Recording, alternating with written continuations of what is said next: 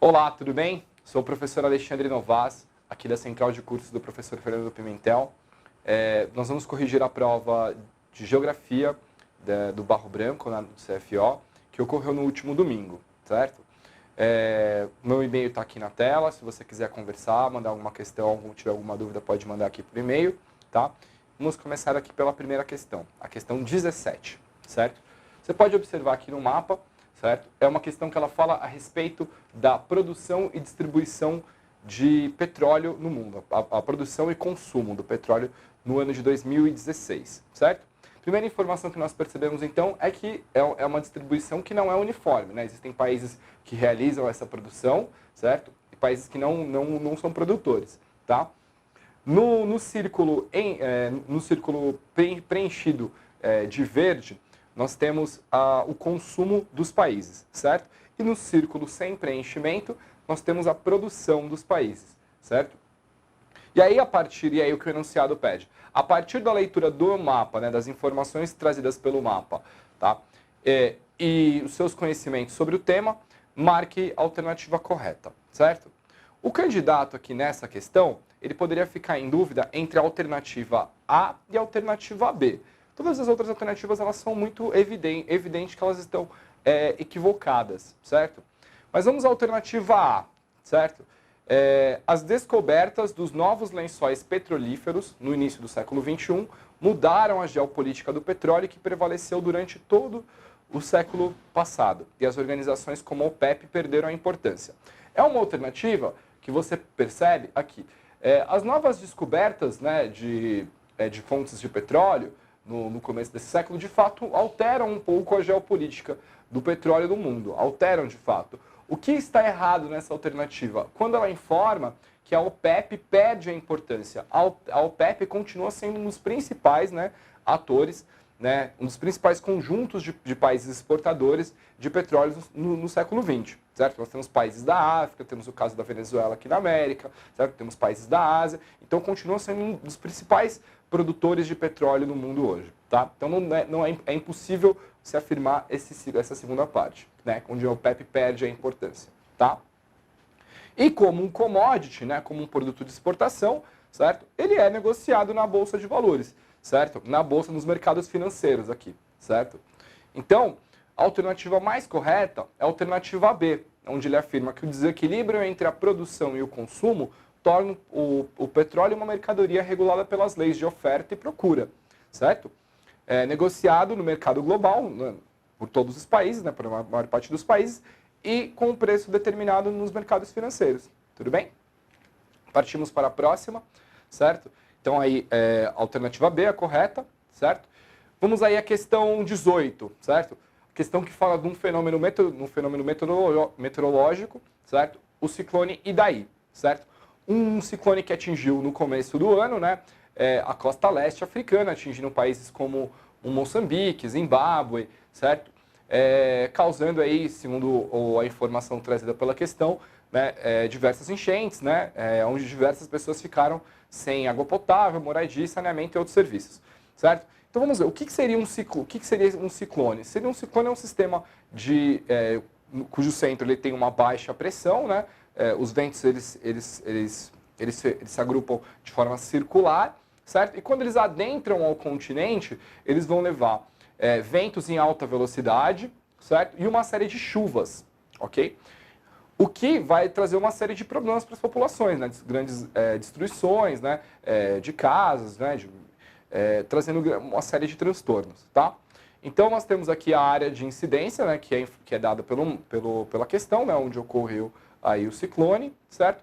E as alternativas. Das alternativas informadas, das alternativas que nos são apresentadas, a que mais faz sentido para nós seria a alternativa C, certo? Onde ele fala de um sistema de baixa pressão, né, que tem origem nas superfícies oceânicas e que se desloca com grande velocidade, né? Trazendo esses ventos aí e trazendo chuvas abundantes, certo? Então, a alternativa que melhor define este fenômeno meteorológico seria a alternativa C. Tudo bem?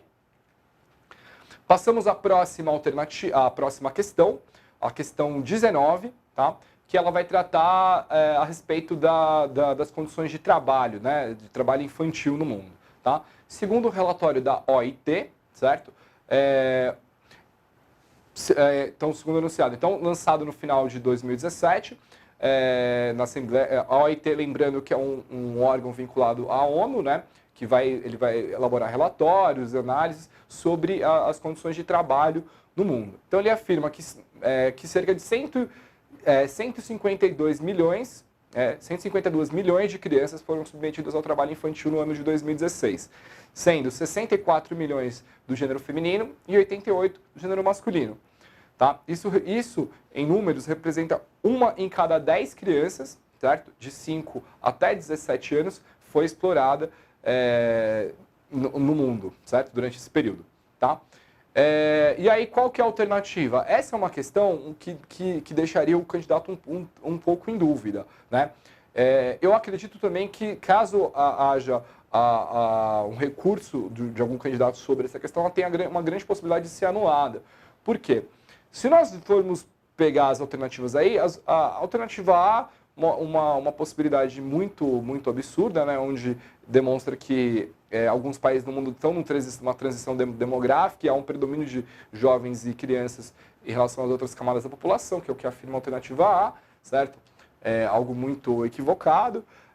A B, um aumento da internacionalização da economia faz com que corporações transnacionais expandam suas atividades em países pobres. Não é tanto o caso da questão. Né? E aí ficamos aí ficamos em dúvida entre a alternativa D e a alternativa E. A alternativa D, ela afirma que reforça o papel de organizações supranacionais como a ONU, certo? Que são responsáveis pelo controle e a eliminação da exploração de crianças e jovens. De fato, a ONU tem na Organização Internacional do Trabalho alguns órgãos, como no caso da OIT, que elabora relatórios, faz estudos sobre as condições de trabalho, se tem condições de exploração, de trabalho escravo. Porém, não é função desses órgãos supranacionais o controle e a eliminação. Isso fica a cargo dos próprios países, né? Os países devem combater. Porém, a alternativa não está de todo errado. Então, acredito que um candidato que entre com recurso pode obter uma anulação dessa questão. E a alternativa E, ela afirma que isso está concentrado nos países do globo onde as atividades agrícolas tradicionais demandam grande contingente de mão de obra, né? onde há muita demanda por mão de obra em países tradicionalmente agrícolas. Então a gente pode pensar no caso da maioria dos países da África subsaariana, a gente pode pensar em alguns países da Ásia, a gente pode pensar em alguns países aqui também da América Latina muito pobres, né? Então, onde esse tipo de atividade é recorrente, porque há uma grande demanda desse tipo de mão de obra, tá? O que torna a alternativa, segundo o gabarito oficial, a alternativa correta. Porém, de novo, esse ponto ressaltado pela alternativa D pode ser questionado por um candidato sim, certo? Não é função da ONU, eliminação e controle, mas também são responsáveis por atividades que colaboram, né? A gente viu aí, por exemplo, um relatório citado no enunciado elaborado pela OIT. Tudo bem? A próxima, essa questão aqui, acredito que será anulada, certo? Essa aqui tem grande possibilidade de anulação. É uma questão que ela fala sobre um tema que falamos aqui durante as aulas, aqui na central de curso do professor Pimentel, que teria grande possibilidade de cair em prova. E isso aqui ainda tem prova de cair também tem possibilidade de cair em outras provas também, né? Onde seja em atualidade, seja em geografia, que é a questão da guerra comercial entre os Estados Unidos e a China. Tá? A gente observa que já vem uma tendência que vem crescente nos últimos anos, né? Dos Estados Unidos em relação à China, a relação de trocas entre esses países, né, de produtos exportados por um e importados pelo outro, a relação de produtos importados pelos Estados Unidos versus a quantidade de produtos que são exportados para a China, os produtos que são importados da China por parte dos Estados Unidos ultrapassam em muito as exportações, né? No ano passado, na casa dos 419 bilhões de dólares. Então, os Estados Unidos, desde março de 2018, março do ano passado, o governo Trump institui uma política do American First, onde ele decide sobretaxar, né, dentro de uma política que a gente chama de protecionista, né, que é taxar os produtos chineses, tá, buscando a valorização do produto nacional norte-americano. Tá?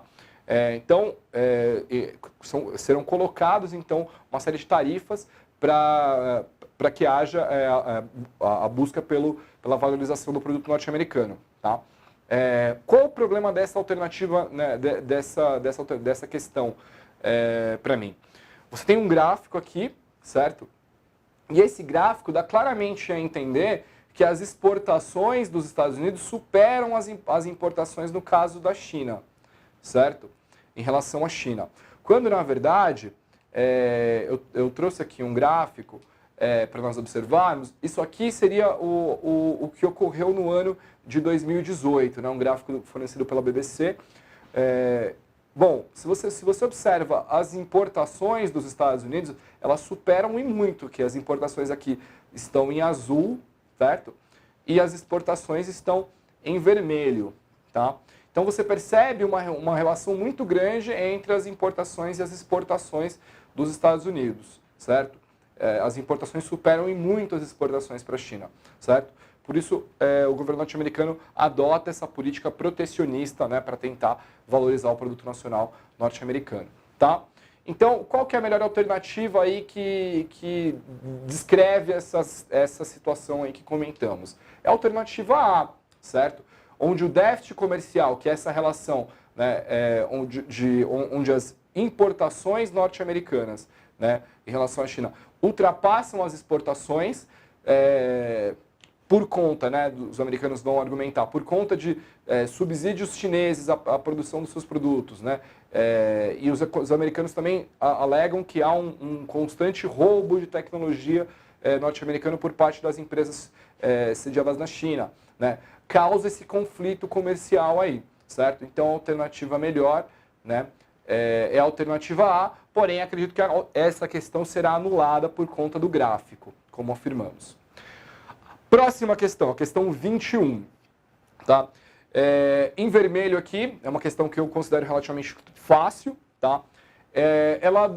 Em vermelho aqui no mapa, ele aponta para as áreas de preservação, áreas onde você tem um risco muito grande. Tá? Você pode perceber que você tem áreas da parte central do Brasil, do Cerrado. Tá? Você tem áreas, inclusive, aqui da Mata Atlântica. Tá? Você tem principalmente áreas da Amazônia, tá? No mapa, tá? Em vermelho aí, tá? Aqui em vermelho são as áreas onde há uma intensa, onde deve haver uma intensa atenção, tá? Sobre essas áreas aqui. Vamos lá. Qual que é a alternativa, então? Então, com base no mapa, qual que é a alternativa, então, que traduz aí o que o mapa tá afirmando, tá? Seria, então, a alternativa C, né? Onde ele fala, onde apresenta uma grande biodiversidade, né? Esses biomas aí, né? Que são esses ecossistemas, né? Essa relação entre vida animal, vida vegetal, interagindo aí. Então, são áreas onde você tem uma grande biodiversidade e que, independentemente do bioma, por que ele fala independentemente do bioma? Porque você tem diversas áreas, tem áreas do Cerrado, áreas da Floresta Amazônica, áreas de Mata Atlântica, né? Então, por isso que ele fala independentemente do bioma, independentemente onde o bioma se localiza, certo? São áreas que devem ser preservadas, tá? Então, a alternativa correta é a alternativa C, tá bom? Próxima questão, uma questão difícil, né? A questão de número 22, tá? Por que difícil? Porque ela trabalha com um conceito que não é muito trabalhado, muito visto em aula, tá? É um fenômeno urbano, então o enunciado vai descrever esse fenômeno aí. Então, recentemente observa-se em espaços rurais, começa a se incorporar elementos urbanos, né? Trata-se de um processo que ocorre em áreas não contínuas da metrópole, tá?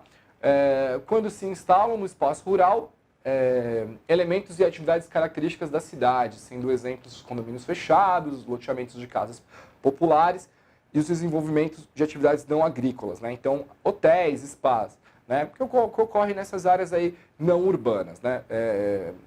Tá? E aí ele pede para você qual que é o conceito aí que descreve esse fenômeno, tá? Apesar de ser uma questão difícil, você poderia resolver ela por eliminação, tá? Vamos começar a partir da letra A. A letra A descreve um fenômeno que eu particularmente nunca vi na bibliografia de concursos em geografia, que é esse fenômeno de macrometropolização, né? Macrometropolização. Mesmo assim, ainda dá a entender que é a expansão da área de metrópoles, né? Só se a gente for tentar analisar o termo. E ele fala justamente aqui no enunciado de um processo que ocorre nas áreas contínuas das metrópoles. Então, essa alternativa A está totalmente fora, né? Não é uma expansão dessa área de metrópoles. Ele fala de alguns elementos, algumas atividades característicos das cidades, né? Não é uma expansão por completo da área metropolitana. A gente tem na letra B a conurbação, né? O que é a conurbação? Essa interligação, né? Essa união de áreas entre áreas urbanas, né? Essa interconexão, um fenômeno que ocorre em grandes cidades, por que é o caso de São Paulo, né? Você tá andando na cidade, de repente você está em São Paulo, putz, cheguei em Diadema, cheguei em Osasco, cheguei em outras cidades. Não há mais uma zona rural entre essas cidades, né? Há uma interligação total dessas malhas urbanas, tá? A alternativa C, periferização, é um fenômeno que ocorre nessas áreas mais afastadas do centro? Sim. Daria até para você entender? Daria até para você marcar equivocadamente? Não. Por que não? Porque a periferização tem a ver com problemas urbanos, né? Então, sempre que a gente fala de periferização, a gente está falando de problemas urbanos, uma relação de problemas urbanos, né? Problemas de moradia, problemas de acesso a saneamento básico e outros problemas sociais, né? Que envolvem esse fenômeno da periferização. Então, já está incorreta a alternativa C. E a alternativa D, que é um fenômeno, de novo, que a gente pouco descreve em sala de aula, que a gente pouco comenta, né? Que é o de periurbanização, né? Que é exatamente isso que ocorre. E a alternativa E fala da especulação imobiliária, especulação urbana. A alternativa E fala da especulação urbana, né? Que é um fenômeno que ocorre aí nos grandes centros urbanos, né?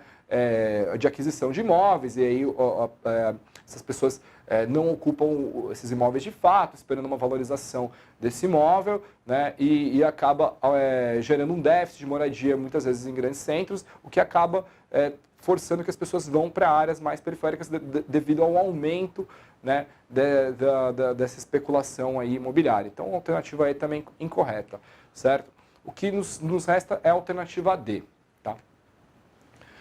Questão 23, né, tem um texto aí, né, de uma dissertação, de um trabalho desenvolvido aqui na USP, né? E aí ele cita um processo de organização nas décadas de 70 e 80 no Brasil, né, de novos, do imaginário, né, de empresários da região centro-sul, certo? Ele vai falar aqui no movimento migratório rumo a um Eldorado, né, que seria uma área onde seriam localizadas riquezas, né, uma terra de oportunidades, né, segundo descreve o texto.